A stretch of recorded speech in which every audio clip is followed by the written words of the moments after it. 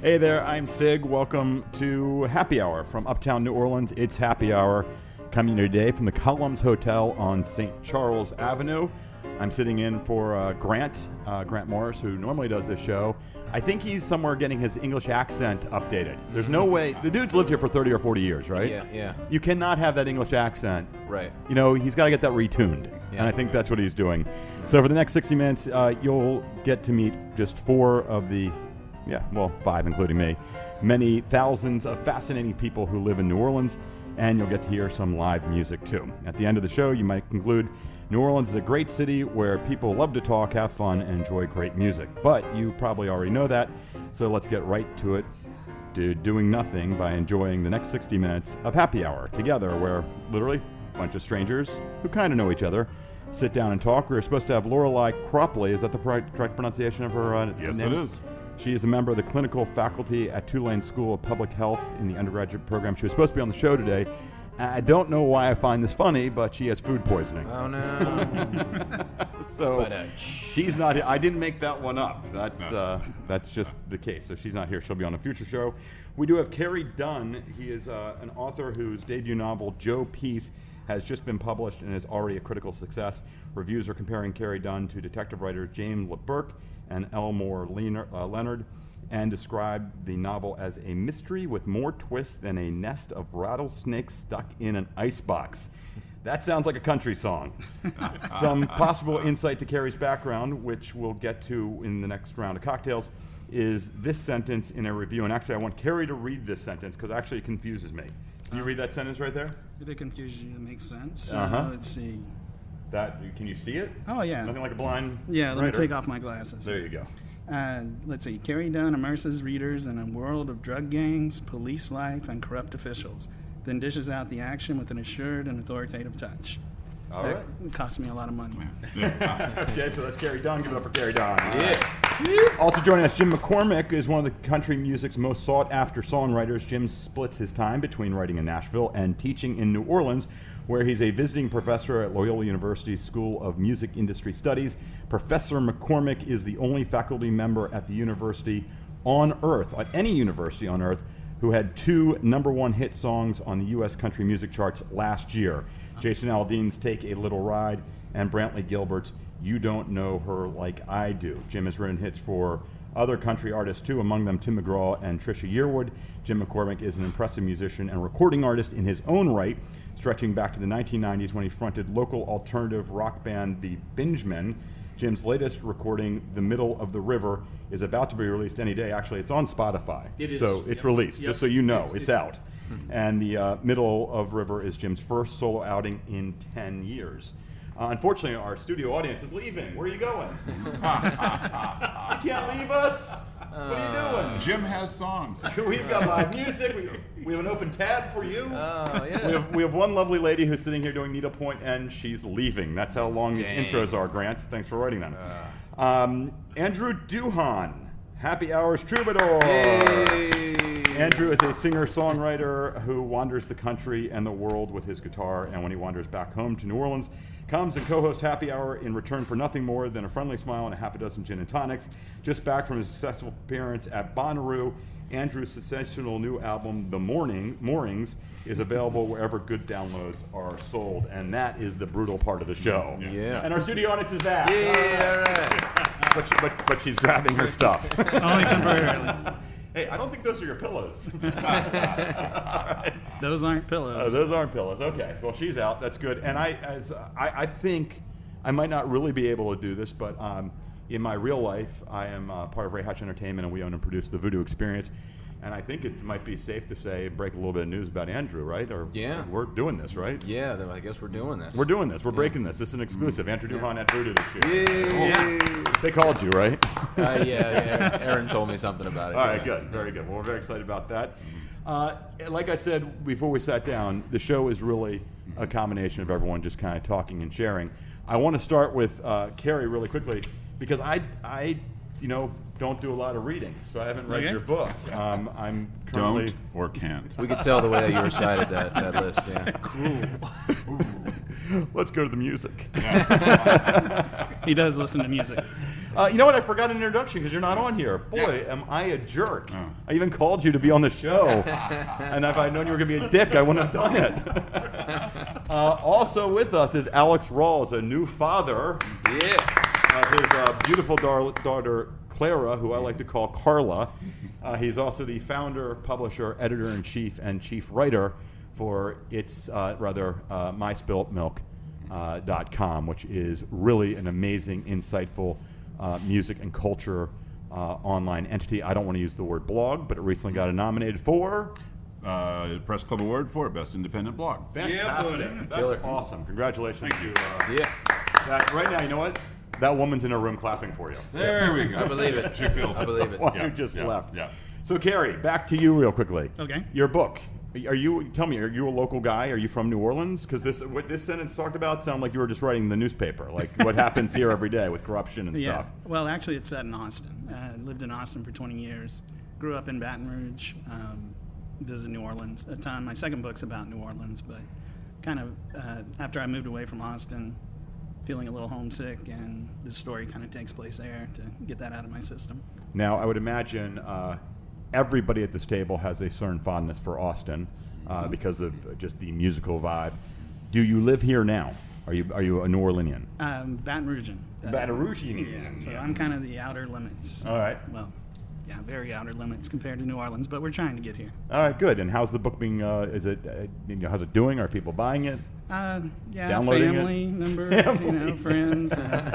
It makes a great Christmas gift. So, I got 50 copies. Anybody want, $1 a piece? No, it's doing very difficult world to try to sell a book these days, unless you're talented. No, I'm just kidding. But, it's You took the words right out of my mouth. no, but I mean, to get in on the ground floor and try to make a name for yourself, it takes a long time. So do you have another gig? Is this like a musician who has to support himself doing something else? Yes. What do you do in your other life? I'm a firm administrator for a law firm in Baton Rouge. Take care of their computers, facilities, things of that nature. Nice. So this is something you've always done, and you've had this book secretly bubbling. Well, it takes about 20 manuscripts before. I thought you were going to say 20 minutes. Yeah, 20, 30 minutes now. Before you get to the point where actually it's a story, and you're not really just writing about the last girl that broke up with you, Right. and changed her name. We'll leave that to the country songwriters. Yeah, there you go. Yeah. So, So crime novel. So who were the writers that first made you go, this is the thing I want to do? Dashiell Hammett, Elmore Leonard, love James Lee Burke, kind of local.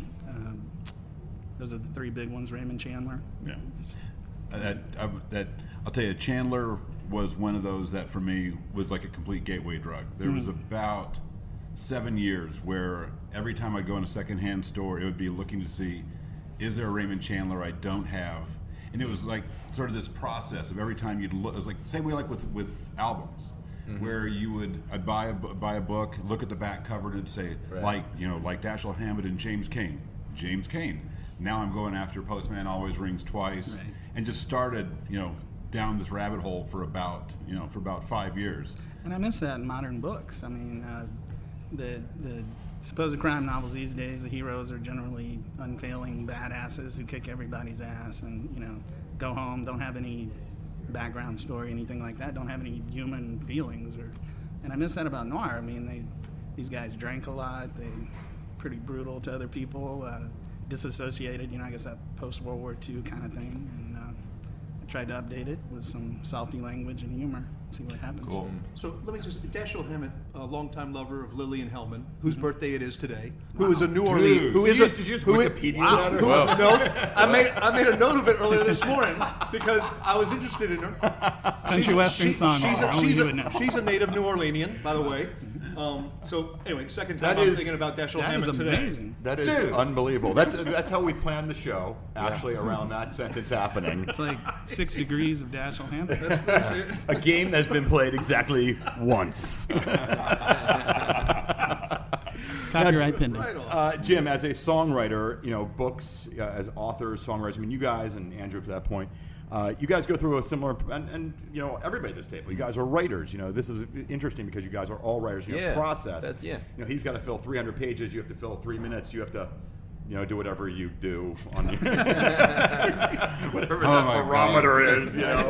Oh, I think I'll tweet today. Yeah. There's no love for the internet out there. But you've done some amazing things as a guy who I would imagine at one point was just writing in his basement with a guitar to have your songs. And this introduction didn't even really tell half the story of the people that bought songs from you. I mean, are they buying songs? Are you writing with them? How does that process work? Well, they don't buy songs. They license songs. They steal them. They steal them too.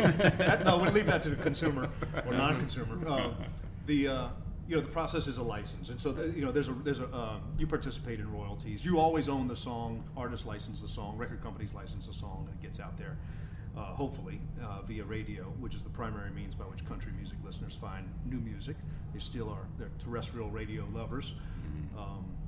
I mean, what's the question? I'm sorry. No, I'm fascinated by the process. And for the record, I did do country radio for about a year. I'd been on an alternative station here in New Orleans for many years, 106.7 The End. I used to listen. Love that. All right, Yeah. always love hearing that. And then the station after Katrina turned into a country station. It was rockin' country.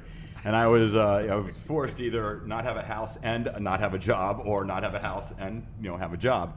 So I did it, and no offense to country music people at all, but I referred to every artist as Toby Keith for a year.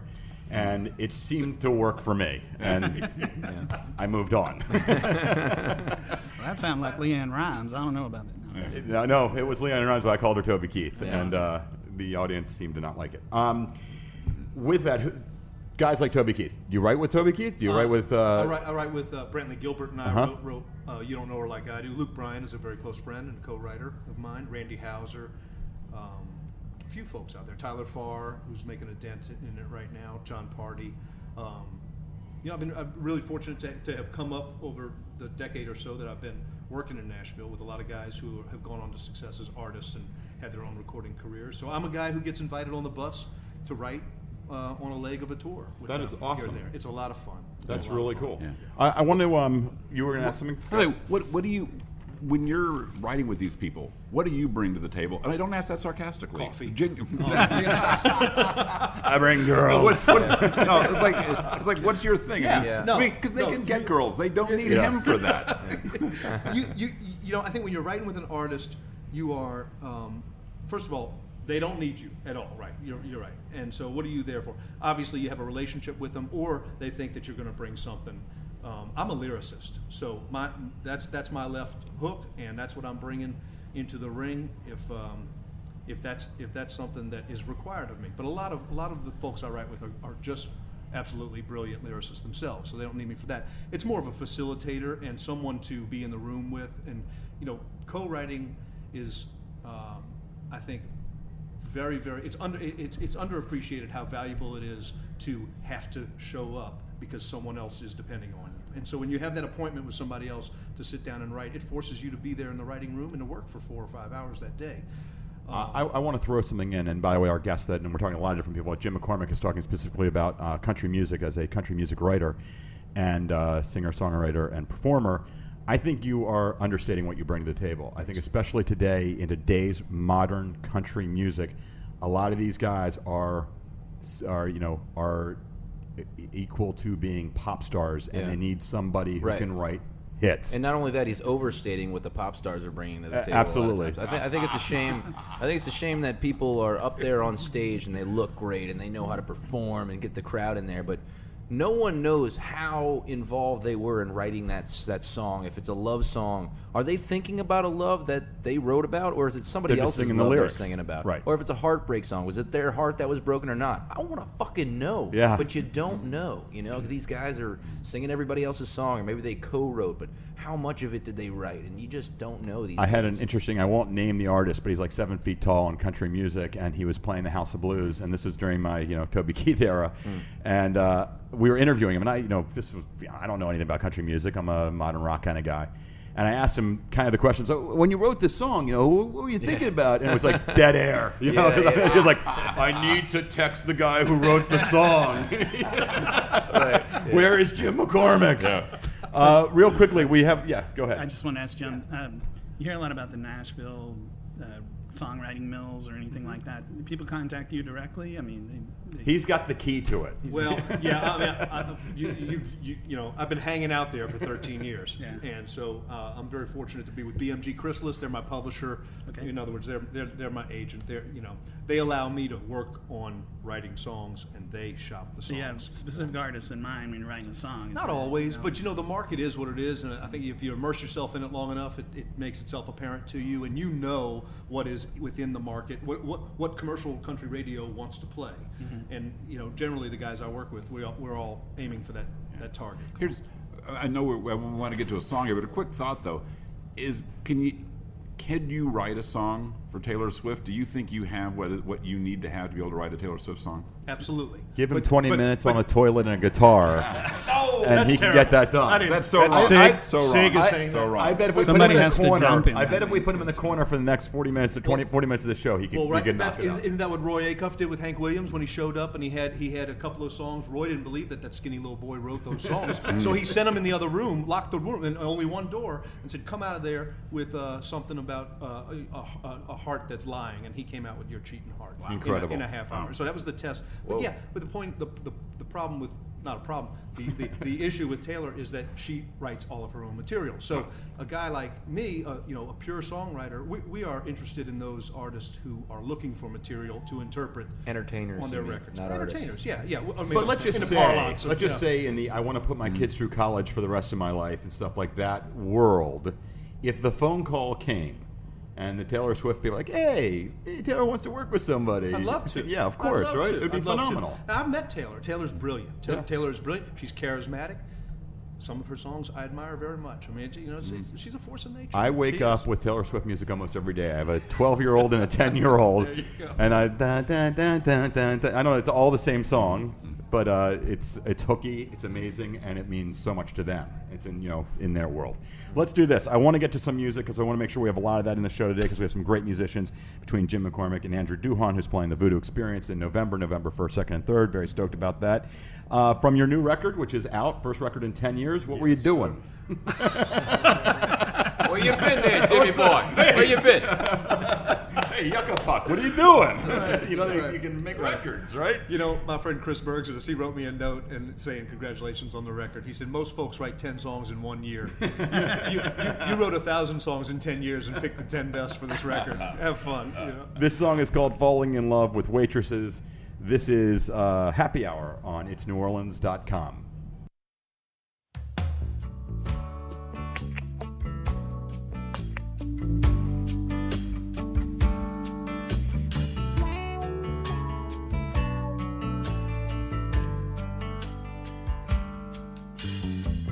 I guess I'll always be the same. Even if I could, I don't know what I'd change. 'Cause I like telling jokes and bumming smokes, hitting the open road at the very first chance. That's just who I am. I keep falling in love with waitresses, eating too many potato chips. It don't matter what day it is, it's Friday when I get through. I still play with the band I'm playing with, got room for some tears in my handkerchief. And I keep falling in love with waitresses whenever they look like you.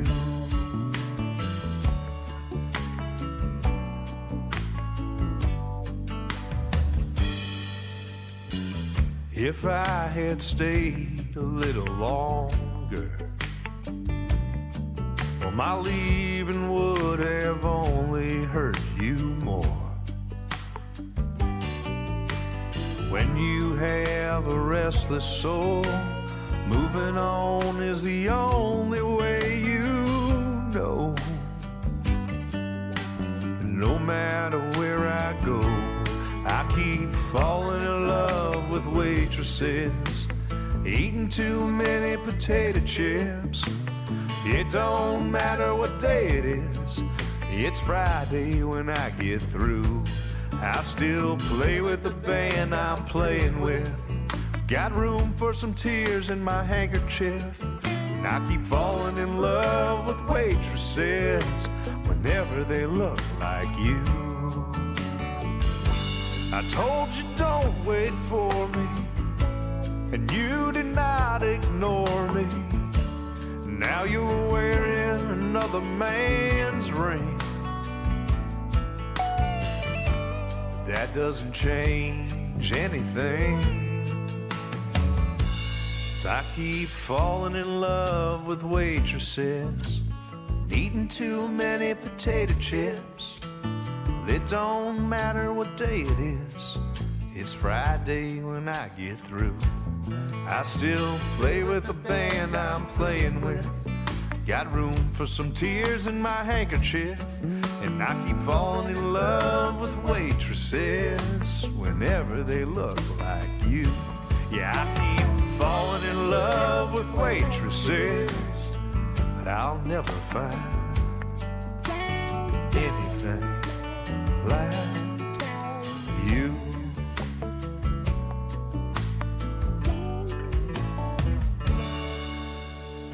And that was Jim McCormick on Happy Hour. It's Yes, NewOrleans.com. If you want to be a guest on the show, it's pretty easy. You don't have to be qualified. You don't have to write a book. You don't have to write hit music. You don't have to have a bloggy thing. You don't have to do anything. All you have to God, do it's is getting send, worse. send an email to... I once had a website. Now I'm down to a bloggy thing. Bloggy thing. You won a press award for that, didn't you? For best Nominated. bloggy thing. Exactly. Nominated for the best bloggy thing. You really just have to send an email and send it to itsneworleans@gmail.com, and you can be part of Happy Hour, one of the other shows here on itsneworleans.com.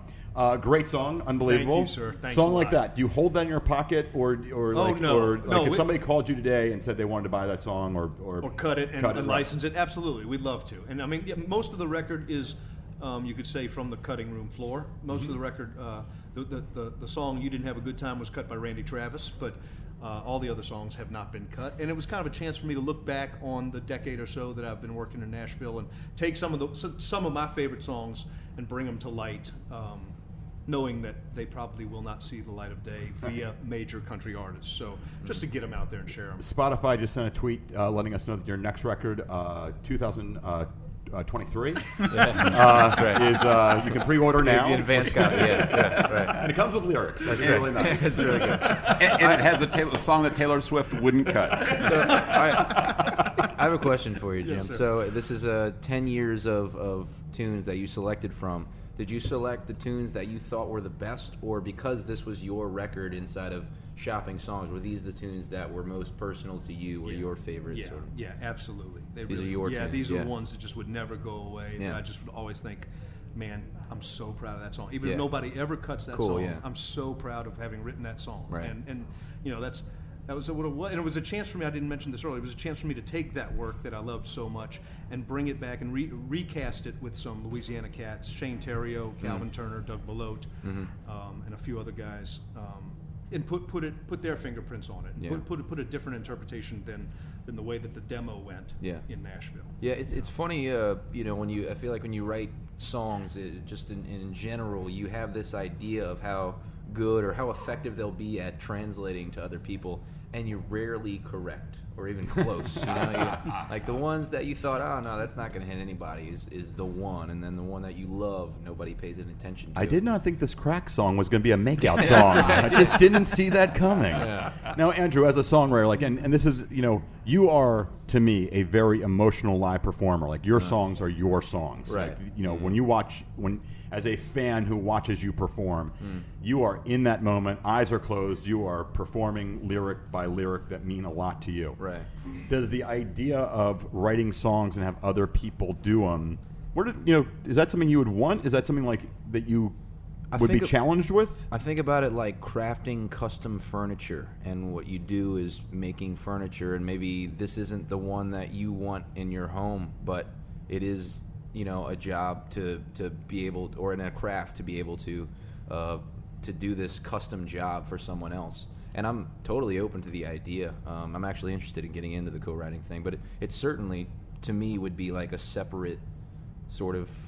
You kind of have to, like, outside of yourself, I would imagine. Yeah. I imagine you do that a lot, and you know, and if you were to ghostwrite with somebody else's for somebody's book or something, I mean, I don't know what you do, but a bloggy thing, I'm told. He listens to what we do and he just shits all over it. Exactly. Hated it.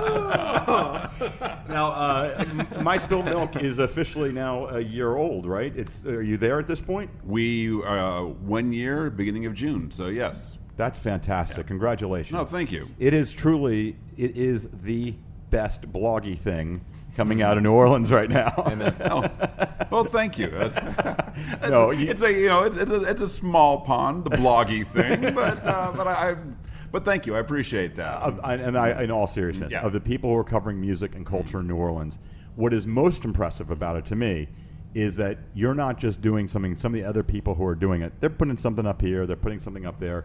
You're in the trenches writing every day. And I think that's what's really incredible about it, whether it's a music review, shitting on their records, or on his book, or my festival, whatever it might be. You really are writing. And what has been the biggest challenge for you in this year? Paying the bills. Yes, well, there is that. Yeah, like everybody else, finding money on the internet. But, Yes.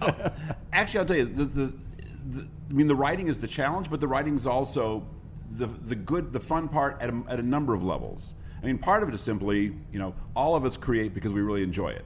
And yes, it's work, but it's the work I do because I really enjoy doing that work. But the other part, one of the reasons I write a lot is, it's partially because that's what a website is if a website doesn't have new content on it, that's a dead website today. But the other part is my attitude toward the web has always been that it's a place you go to the web to connect. That's what the internet does. It connects people. And so you think about the websites that you like best, and they're websites where you have a sense that the person at the other end shares values with you. And that if you ever met that person, sat down to have a beer, y'all connect.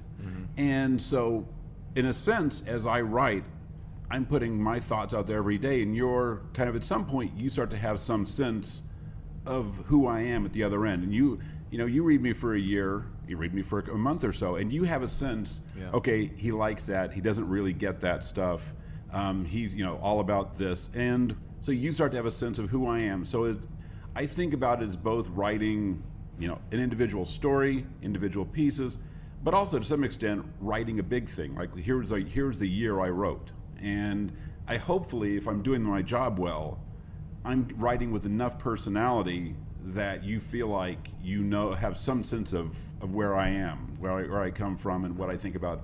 I think that's actually really interesting. I think for each of you as writers and as artists, we'll go around real quickly. When you look back at what you've done in the last year, you go back and you look at your notebook and notes of writing a book. You look at the website and you look at your notes and you look at all your big checks you're getting from all the big country stars. Does it bring? Because I know that still to this day, I can go grab, and I'm going to date myself, a cassette from I did mornings in Baltimore or in Miami, and I can drop it into if I could find a cassette deck, I could drop it in there. And I could listen to it, and from within seconds of hearing what's happening on that show, I can figure out. I know all the guests who were on that show for that morning. I know what I was wearing. I can kind of remember the weather. I remember things that were happening in my life. Do you guys? And again, I just really want to quickly go through this, and we're going to hear some more music. But as a writer, as an artist, can you timestamp stuff from stuff you've done? Like when you look at what you've done in the last year? Oh yeah, I could tell you the date. I wrote a line that I remember, some kind of funny line or. What I think and what inspired that, yeah, and where it came I just from? know exactly the entire history behind it, And occasionally, when people read the book, they'll catch that. Yeah, it's a pretty incredible way to tap in. And for you, occasionally, I mean, kind of because it's in some ways the way I write is so routine. And to some extent, I don't do that. And actually, what will often happen is I will think about a piece after I've written it, and I'll be driving around and think, I wish I'd have said this. Yeah. And I look at it and I said that. Do you think quoting yourself? Yeah, that's great. I've not only forgotten the moment and what was going on when I wrote it, I forgot what I actually wrote, and I'm like, I know how I could have made that better, and and that was what I did the first time. So. I did make it better. That's great, Andrew. Definitely, I get that sense of like you get these lines and you remember exactly where they came up. It's almost like sometimes a song can be just a paper mache of those little bitty notes in different places, and they come together the right way. But then on the same token, there's like tunes that exist in my iPhone that if I just like scroll all the way back and play, I won't even remember, and I'll just say, man, that's a cool tune. I got to figure out how to play that one. Who did that? Yeah. It's pretty talented. Yeah, it's just. I'm going to stop you because that's the thing that I think surprises anyone who doesn't play music is the idea that you can write songs that you don't know anymore. Yeah. Because you know when you're sitting in the front row, when you're at a show and you're like, play this, or between sets you say to the guy, hey, can you play this song? And like, no, Dude. no. Well, it's like when bands who have been around for a long, long time are artists, and you're so stoked to see them, and you're hoping they're going to play stuff from their early career. They literally don't know it. They don't know it. And so when people talk about rehearsing the old stuff, like, how can you not know, whatever song, How do you not know that B-side? Because I was baked when I wrote it. I'll tell you, I was impressed when at one point talking with John Fohl when he first started playing with Dr. John, and he said at that point they were responsible for 150 songs. So they actually rehearsed. They had 75 that they were responsible for if Matt called it. Yeah. And then they could have the cheat book for like the other 75.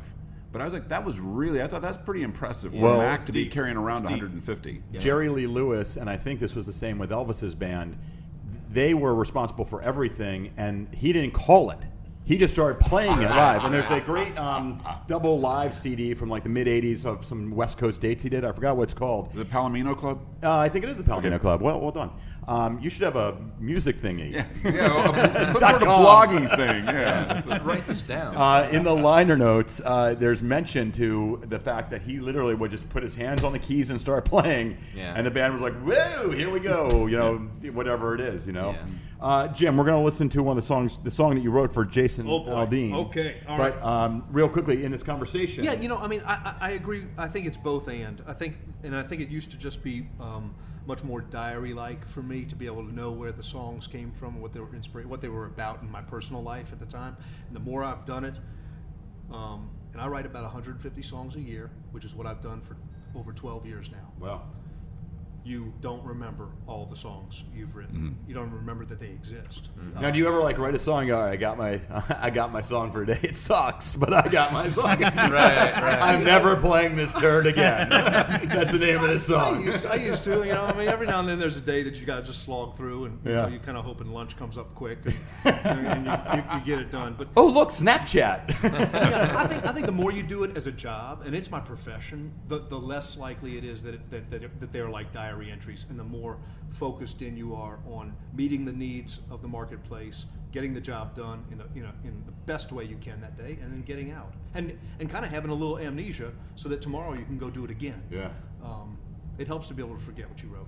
Well, let's do this. Let's play one of the songs you'll remember for a long time. And yes. So tell us a little bit about this song and the history of it, and Jason Aldean, and like what this has meant. This song will pay for my son's education for a little while. That's what we'll I'm all about that. This song, wrote it with Dylan Altman and Rodney Clausen, two close friends, and it was the first time the three of us had written together. I had written with Rodney for... Now, do their children get to go to school as long as your children get to go to school? It depends on where they send them, But I'm a no-pick guy. Oh, okay. Thank you, I thought you were looking for Thank that. you. Sorry. We wrote it in an That's afternoon. the Nashville way. And that's the idiot's way. I mean, I'm a lyricist playing not guitar, gonna play so with a that's pick either. I just have one. And Dylan came in with the riff, with the primary riff of the song, and it sounded like a rock and roll song, and I'm just I'm proud that I was in the room with them that day, and it happened. All right, well, this is Jim McCormick. This is Happy Hour. It's NewOrleans.com.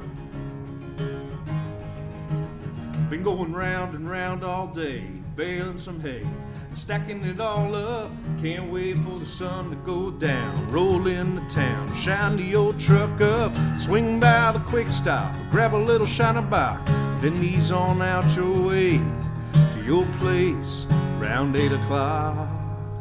Yeah, I'm just ready to ride this Chevy down a little dirt road. Slide your pretty little cell phone over, get a little closer, you can play my radio. Put your pretty pink toes on the dash, lean the seat back. Man, I swear there ain't nothing looks better than that sweet tan little thing with nothing to do. I wanna take a little ride with you.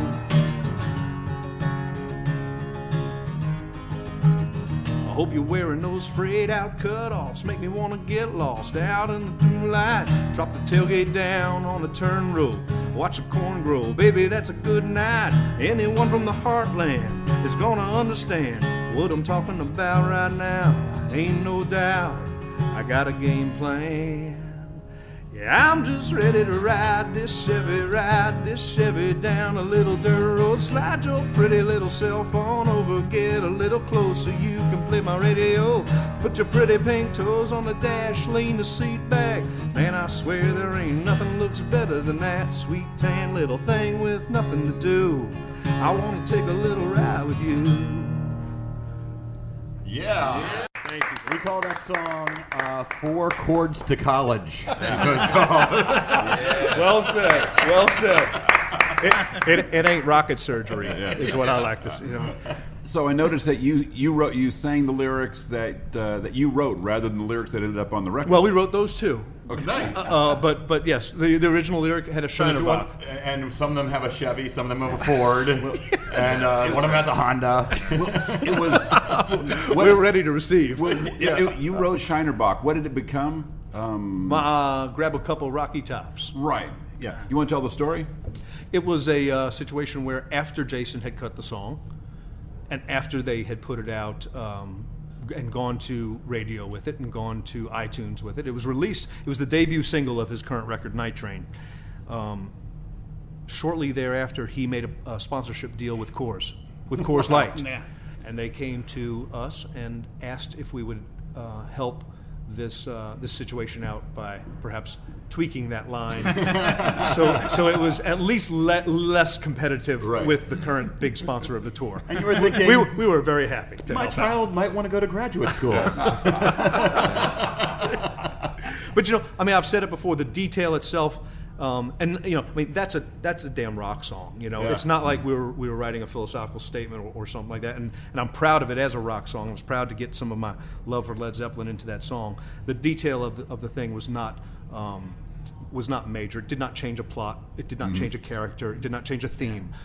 So a lot of people, with the artistic, I've got to keep that and maintain it. I'm not changing a thing. Yeah, you just have to pay. You have to pay a lot for that. Yeah. So let's ask the question, because I think this is one of the dynamically different things about today and 20 years ago. Sponsorship and what you do for a living. You guys are musicians. You're a writer. We'll start from the more difficult side, from the writing side, as far as books and stuff, because I really don't know how sponsorship plays in. Is anybody? I have no idea. I mean, is there an opportunity for somebody to say, look, we want the book to be called McDonald's? Joe P, sponsored by Coca-Cola. Yeah, I mean, I don't know. You guys have that issue, but you sell advertising, and is there ever anything? It hasn't been an issue yet, and from my perspective, I think my attitude's always been, even when I was at Offbeat, that I would be pretty upfront. I mean, if you were advertising, I would remember you, and if there was a way where you fit in naturally into something, that seemed reasonable to me. But my attitude was always that when someone gave us money for advertising, what they were getting, what they're trying to do is get access to our readership. Yeah. And that's a pretty straight up trade, and that works fair. Works It's fine. a bit of the church and state kind of concept. Everybody wants as much as they can get. But I always feel like if you deal as upfront as you can with people, you work and you sort of police yourself as honestly as you can, and you keep it, you don't mislead anybody, then that's the best you can do. Now, where the line has really been drawn is in music, because it's funny that it used to be that our musicians would they were selling out, lost their cred if they did a sponsorship. And now it's almost like that's the only way you can make a living. Well, it's just that the sellouts are the majority now, so there's no telling. That's way crazy. So we know where Andrew stands. I'm totally kidding. No, that's not how I feel. But I think, these days... I just heard what you said. I think you got to own that one, Andrew. Sorry. I've got Tourette's. I'm sorry. Andrew would like to apologize to Pepsi. I think that the real listeners and the people who they're just not speaking as loudly as the folks who maybe take the sponsorship that's a little too verbose. But no, I think there's opportunities in this do-it-yourself music world to make some money on a sponsorship, or if somebody wants to buy your harmonicas and maybe you mention that you're playing Honers. Yeah, so what? I think he said boners, but I'm not sure. I'll tell you what, I heard a really good talk on this from Tim Quirk, who used to be in Too Much Joy. Uh-huh. And he was talking about when, years ago, that the band almost broke up when PBR wanted to sponsor them and wanted them to cut a PBR song. And he said that it was just turned into this like band knockdown drag out. And it really did kind of start the seeds that broke up the band. But he said by the time they were done with it, that deal was infinitely better and healthier than their label deal, because PBR didn't tell them how to do anything, Right. didn't ask them anything. They just basically wanted the buzz of having Too Much Joy sing about them, whereas their label felt entitled to be able to tell them about their music, tell them you ought to do this, tell them you ought to maybe have that producer, and that the label deal was infinitely more intrusive, and the label deal was basically a loan rather than a here's bad money loan. in your pocket. Yeah. Blue Ribbon was putting money in their pocket, putting braces on their kids' teeth, and he ended up. It was a really interesting talk to point out. It's easy when you think sponsorship bad, this good, but working through those relationships all became slightly more complicated and really, it was pretty interesting in that the details of how things were different and how that actually played out. Now, Jim, you probably are dealing with this a lot, I would imagine, because country music is in bed. I mean, with corporate sponsors, probably more so than any other form of music. And just like you were talking about, the change of the beer. That's the closest it's ever come to me. Yeah. But I'm not an artist, and I think that Well, they sure don't want to sponsor. Really? They, You're saying Did I the just fall person- into like stupid land or something? The person who's singing your songs is more. I only mean it in genuine the artist? in the terminology that's used in the industry. All right. I'm a writer With air quotes. So the performer, the Not artist. sure I'm giving you that one yet. The sponsors, they don't sponsor songwriters. They don't sponsor songs per se. Managers and artists and labels deal with that, and tour and promotion companies, they deal with that. Festivals deal with that. I kind of think, at least for a little while, in commercial music, the songwriters and the music publishers, we kind of remain the last little. If there is anything close to pure or clean or still with its dignity in the music industry, it's the songwriters and the music publishers. Is that it? I think so. It's for my money. Dignity in air quotes. You couldn't see that at home, but he was winking, air quoting, and crossing his fingers, and giving the finger. I don't as he know. said it. As a fan, a huge fan of music, when it really irritates me, or the only time it irritates me about corporate sponsorship is when an artist will change their song to fit, some corporate sponsor, like Michelob, "You Look Wonderful Tonight" or whatever. Eric that kind of Clapton. thing. Yeah, Right? Yeah, Was that Eric Clapton? singing a love song to Michelob does strike me as problematic. But, It's also Eric, when you wrote that song, Yeah. were you thinking about beer? but that kind of thing. It's money, man. It's money. Money talks. Yeah. Bob Seger's still Yeah. responsible, whether you like him or not. He's still Like a responsible rock. for an Chevy. enormous body of work. And like a rock. Golly, I wish I'd written that, man. That, Charging from the gate like a rock. I always wondered about that. The other night, because I have a 10-year-old and 12-year-old, I was watching The Voice finale, and Bob Seger was on it. And man, he sounded so amazing, Nice. so incredible. Next to these guys who are trying to sing with these perfect voices, and Seger's just 4 packs of cigarettes in, singing with all this honesty. It was incredible. I don't know how he's kept his voice. I don't think he did. I think he had problems with it for a haul Yeah, there, but so everything too. was tuned down, Let's do this. We are very fortunate to have who is a sometimes co-host of the show, Andrew Duhan, a local musician, who's playing voodoo this year. Do you want to do a song for us? Can we do Let's play something? a tune, sure. Let's do this. All right, we're passing around the guitar. I love it. And Andrew Duhan, new record, The Moorings, is out and downloadable. Andrew, website? Play the liquor. You want to hear that one? Yeah, You got this it. is great. Yeah, This is you a got great it. song. We played this around the pool the other time when we were performing together. Yeah, we were performing. Had a plan to play another song, but that wasn't on the record either, so that's okay. And this is quite off the record. Hopefully Mom's not listening. Everybody's got to write a drinking song. It's just like a palate cleanser. Sometimes you got to write something that's a little less than earnest, so that's what this is. This song's called "I Love the Liquor," and you can hear that any way you want to. Brought to you by Jack Daniels.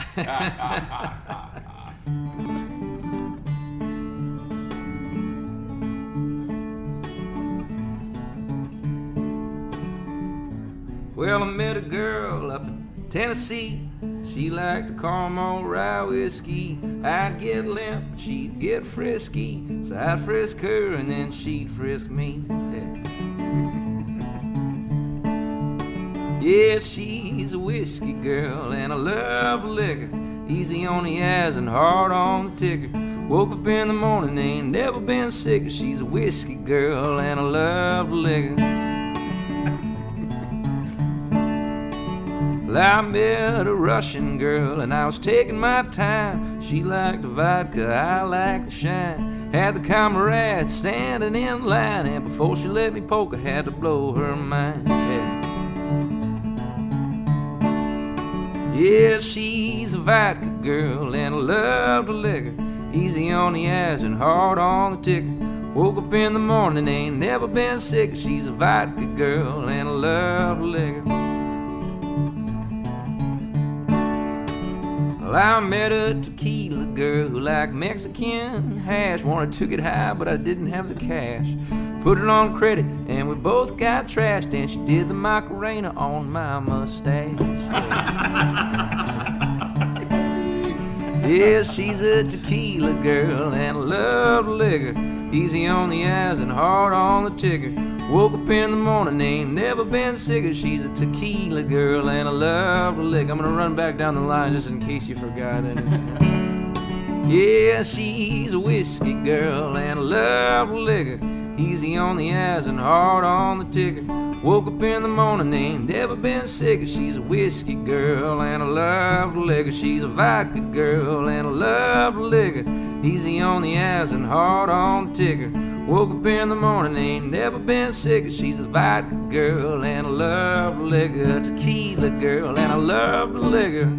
Easy on the eyes and hard on the ticker. Woke up in the morning, ain't never been sicker. She's a tequila girl and I love liquor. Yeah, I love liquor. Yeah, I love liquor. All right. Andrew Duhon Thanks, y'all. on Happy Hour on itsneworleans.com. Andrew, does your mom know what the Macarena is? Oh, let's see. I don't know. No, I don't know. You know, the first time that she heard that song, her and Pops saw that I was playing at this place in New York. And had a friends in New York they wanted to go visit, so they showed up to that show, and I hadn't really registered that they would be there, but I think I remembered a friend of mine saying that he was just looking at my mom the whole time, just like seeing she was doing the mom thing where she was like, "I'm so proud," you know. He wrote the liquor song. Yeah. Each of them looking at each other. It's your fault. Yeah, that's right. Can I buy you a drink, Mrs. Duhon? Awesome song. Real quickly, Thanks, website, social media, stuff like that. Yeah. How can people find Andrew Duhon? AndrewDuhon.com. You can find all the tour dates there, and you can get in touch with Facebook, Instagram, Twitter. I'm about to go to the UK for like 6 weeks and play a whole bunch of shows. So follow Instagram. I'll have some cool stuff Awesome. posted in there. And Instagram released Instagram video today. Have you I played saw with that. it? It's No, cool. I haven't. Yeah. It's really cool. Cool. It doesn't loop like Vine, but it's 15 seconds. It has an erase button. So you Nice. can go back by the click, It's really solid. Cool. Jim? Web, JimMcCormickSongs.com, Twitter at the Jim McCormick, and the record's on iTunes. Carrie? AuthorCarrieDunn.com, not like Fonzarelli, but like the writer, author, and same on Twitter. Right. And the bloggy thing? MySpiltMilk.com, and I am MySpiltMilk on Twitter and Facebook and Instagram and Vine. Where's the name of the blog come from? I've always meant to ask. It is the only name that neither I nor my wife nor our friend Elena could think of a compelling reason why it was wrong. It's the same way they came up with Clara for their daughter. Yeah. Oh no, that one, my lovely wife, right from the start, she first time we started talking about having a child, she's like, Clara. I said, that's a great name. That Yeah, is we're a great going with name. that. So Yeah, and I joked about this earlier, but literally when Alex and his wife had the baby for the first month, I was calling her Carla, and so my daughters were calling her Carla. they came over and they're like talking about Carla, and I'd already. And the funny thing was, I'm sending Sig texts back saying, "Oh, Clara's doing fine," and of course, and I asked earlier, doesn't or can't read, because evidently sending back notes about Clara, we're really pinging there. So I'm moving fast, man. I'm moving fast. that's right. When you're involved in voodoo, you don't bother to read all the letters in a word. Too many letters, man. It's too many letters. Everyone who's here, first of all, thank you all so much for being Thanks, part of the show Ace. today. Thank you. Fantastic group of musicians, artists, writers. Love you guys. Real quickly, I just want to, I don't really know the best way to throw this out there, but in your work, and I think we'd be kind of wrong not to touch upon this. You guys are all, whether you're in Baton Rouge or whatever, have some New Orleans in you. And there's some New Orleans that drives what you do. And there's a lot of people who are listening who are really fond of New Orleans and are not here and have great aspirations to come to New Orleans or have been here for a Mardi Gras or for a festival and have these great memories and follow New Orleans in every little part of their life because they're fascinated with the food, the music, the art, the culture, all those things. What does New Orleans do in what you, and this is open conversation, I'm not going to look at anybody in particular. Mm-hmm. How does New Orleans inspire each of you? How has it been part of what you do? How does it affect you? For me, it's always been having worked in a sort of commercial nationwide world. Very, where the rough edges are kind of rubbed out and the particulars. This place is my home. It's who I am, my family. I'm sixth generation and all. I know who I am. I know where I come from. So I think it has given me the strength to take chances in my life that I might not otherwise be doing. Yeah, when you're in Nashville, what's the difference between the time you're in Nashville and the time you're here? I'm a workaholic. So I'm when I'm here, I'm 100% family man, and when I'm there, I'm 100% songwriter. So that's the difference for you. Yes. Wow. Okay. Yeah. Great. And yeah, I was going to say, the thing that always spoke to me about New Orleans is that creativity is in the city's DNA. That whether you are an artist, whether you're a musician, whether you are mom and dad in Metairie who have figured out some kind of like family costume and theme and ritual that's a part of your Mardi Gras, that at every level here, that everybody is creative at some level, and people value creativity here. They value whether it's musical, whether it's writing, whether it's painting, or whether it is people just figuring out something really good and crazy to do on a Fat Tuesday. That kind of, the fact that a city is built on creativity, to me, is constantly inspiring. Well, like I'm involved in Crew de Vue. I know you're involved in a couple different crews. Yeah. I'm sure everybody has something with, Mardi Gras is one of those things that kind of brings everybody together. And what I love about it is the idea that you see the people in the wildest kind of like parallel universe of themselves in that period, and it's fine. And I that's what I love about being part of these crews, is because you're in touch with that, and you don't have to go very far to be in touch with that in New Orleans. If you live in Ohio, you're not seeing a whole lot of that side of people's personalities. Yeah. Two quick ones to go with that. I'm in T-Rex, so micro crew.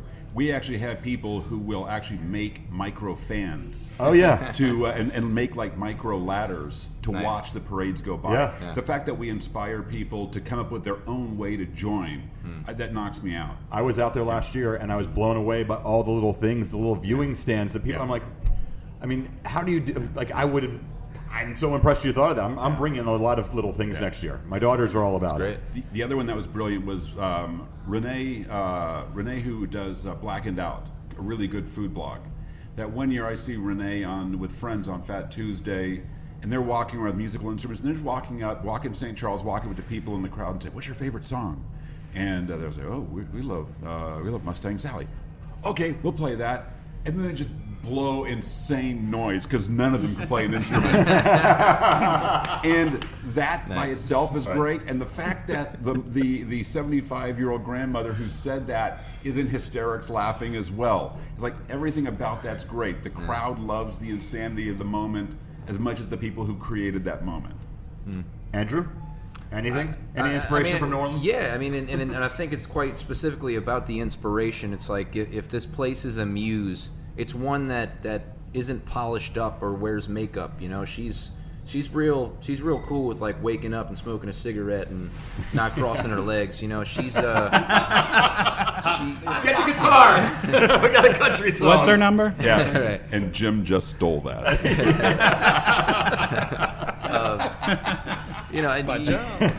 You go to plenty other towns and you're impressed by whatever it is, their mystique or their opulence or their hygiene or Their whatever. education system, But their roads, Their public transit. yeah, maybe right. their public transit. economy, No their kidding. Fortune 500 companies. Okay, there's other towns that are really impressive, all right? But, there's something about the fact that this place is just like on the river and slowly sinking in, and we all know it. Just like that corner balcony in the French Quarter when you step on it and you can feel the lean, but the perspective there is just necessary. Yeah. You have to feel it. I love it. Baton Rouge boy. Yeah, well, I mean, it's the most alive city I've ever seen, I've ever read about. It's just got its own vibe. I mean, you come here, you feel instantly different. It's you're yourself, but you're transformed. Yeah. And my follow-up book is actually set here, and that's the reason why. Is because it just brings that to it. I mean, there's never a time where there's not something going on that you're going to enjoy. It's New York might be the city that never sleeps, but we don't even yawn. So I kind of like that. New York sleeps, for the record. Yeah. That's kind of bullshit. As somebody who goes to New York a lot, I will say, and I grew up in the Northeast, what I love, and I never, ever in a million years, and this might be a country song, I never in a million years thought that, going to New York and coming back on a plane, that I would physically feel like my body and emotions change when I looked out the window and saw the Mississippi River. Mm-hmm. That is this moment of after doing 3 days in New York and running around and being part of that chaos, which I love. I love that chaos. But when I'm flying back and all of a sudden I look out that window and I see the Mississippi River, and as a Northeasterner, I never thought I'd say these words, but all of a sudden it releases. I'm like, all right, cool. I'm home. Back I'm in at New it. Orleans. Yeah. I walk my dog down at the dog levee, and part of it's besides the fact that I can get outside and give her a quarter mile to run in. Part of it is I can daily go out and look at the levee, look at the river, and just that kind of connection. There is something really basic about being able to go outside and see a landmark that first off is a landmark, and secondly, that the water I'm looking at right now came through the entire country to get to this moment. Yeah. And okay, that's actually kind of hot. Yeah, it's kind of cool. That connection. I grew up in Algiers, literally one block, nothing but a field between my house and the levee. Mm-hmm. And that's where we played, that's where we built forts, it's where we kissed girls, smoked dope, whatever it was we did as a kid. It was like going on over there in the Batcher. And I mean, you're right. To have that in your psyche is huge. You know? I love the fact my daughters are here. I'm sorry. Yeah, no, I'm sorry. I thought you were saying that because they just heard what I said. No. No. I love the fact they're growing up with that in their DNA. Yes, Do either of you have a song about the Mississippi River? Or anything about the Mississippi I got River? a couple of Louisiana songs, Well, I guess Louise, however you pronounce I mean, you it. can't beat M-I, crooked letter I, so why try? Right? All right, well, this has been great. I can't thank you guys enough. Does anybody else want to read the credits? Because I'd appreciate it. It would be great. Jim, let's do this. Yeah, go Sing the for it, credits, Jim. You sing got it. it. Jim, you got a guitar? Let's get the guitar going. Yeah. I could just do a fireside reading of it. Let's do a fireside reading, yes. It's I fine. like that. Yeah. Can I hold it for you? Producer. That's what she said. Graham DuPont.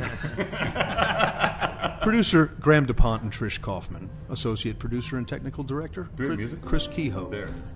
Thank you. Music director Christian Unruh. Hi, Christian. Web designer and link to the real world, Dr. Cliff Brigden. Theme was written and is being played by Mitch Foreman. The fabulous audio quality of this show is brought to you in part by PreSonus Audio Electronics. Did I say that right? I have no idea. PreSonus makes some of the best audio recording and live sound products, including Studio One music production software, Studio Live digital mixing consoles, Eris studio monitors, and much more. Visit www.presonus.com for more information. This is Garrison Keeler. No, I'm just kidding. If you'd like to be on the show, it's neworleans@gmail.com. Check out our other happy hours and other shows. Out to Lunch with Peter Rusciuti, great guy, live at Commander's Palace. Mindset with psychiatrist Dr. Nick Pejic. True to the Game with Chris True and Tammy Nelson. Viet Nola, about the New Orleans Vietnamese community, one of my favorite shows, honestly. And Midnight Menu +1 with Margot Moss and the man who ate New Orleans, Ray Kanata. Go Ray. Keep up with us on Facebook, Twitter, and a bunch of other time-sucking social media on all of the Where It's New Orleans. Grant?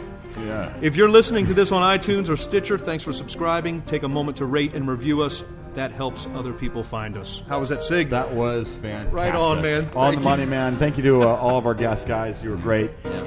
Please visit also worshipthemusic.com to find out music information about the Voodoo Experience. And again, Andrew Duhan is on the bill. Looking forward to it. This is the beginning of country music coming to Voodoo, isn't it? Thank you. It is, yes. I will leave it at that. Don't call me country, Jim. There's a liquor joke in here somewhere.